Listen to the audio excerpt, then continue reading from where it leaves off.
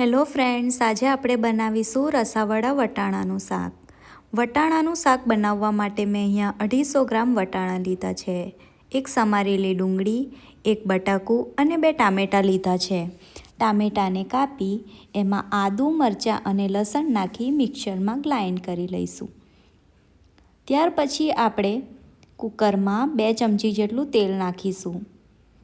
તેલ ગરમ થાય ત્યાર પછી એમાં રાઈ અને જીરુંનો વઘાર કરીશું. રાઈ અને જીરું ફૂટી જાય ત્યાર પછી આપણે એમાં સમારેલી ડુંગળી નાખી દઈશું. સમારેલી ડુંગળી બ્રાઉન કલરની થાય ત્યાં સુધી આપણે એને સાતળીશું. તમે જોઈ શકો છો કે ડુંગળી હવે બ્રાઉન કલરની થઈ ગઈ છે. ત્યાર પછી આપણે જે ટોમેટોની પ્યુરી બનાવી હતી એ એડ કરી દઈશું અને બરાબર મિક્સ કરી લઈશું. ત્યાર પછી આપણે એમાં મસાલા નાખી દઈશું.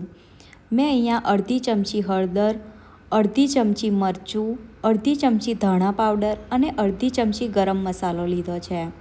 તમે જેટલું તીખું ખાતા હોય એ પ્રમાણે તમે મરચું એડ કરી શકો છો.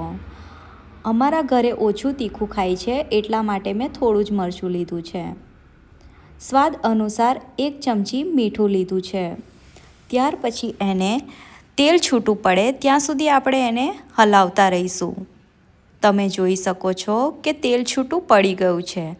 ત્યાર પછી આપણે એમાં કાપેલા બટાકા એડ કરી દઈશું અને મિક્સ કરીશું. ત્યાર પછી આપણે એમાં વટાણા એડ કરી દઈશું. બરાબર મિક્સ કરીને તેલ છૂટું પડે ત્યાં સુધી 2 મિનિટ જેટલું આપણે એને ગેસ પર રવા દઈશું. તમારે ધ્યાન રાખવાનું છે કે વટાણાની સીટી 1 કે 2 જ પાડવાની છે, કારણ કે વટાણા તરત જ ચડી જાય છે. એટલા માટે આપણે 1 કે 2 સીટી પાડવાની છે. તમારે જેટલો રસો જોઈતો હોય એટલું પાણી એડ કરી દેવાનું છે. મેં અહીંયા અડધો ગ્લાસ જેટલું પાણી લીધું છે અને કુકરનું ઢાંકણું આપણે બંધ કરી દેવાનું છે. 2 સીટી થઈ ગઈ છે અને હવે આપણું વટાણા બટાકાનું શાક બનીને રેડી છે. તમે રોટલી કાં તો પરાઠા જોડે એને સર્વ કરી શકો છો. વટાણાનું શાક થઈ ગયું છે. હવે આપણે એમાં ધાણા નાખી એનું ગાર્નિશિંગ કરી લઈશું. તમે રોટલા અને રોટલી જોડે કાં તો પરાઠા જોડે એને એન્જોય કરી શકો છો. મારી અવનવી રેસીપી જોવા માટે મારી ચેનલને સબસ્ક્રાઈબ કરો.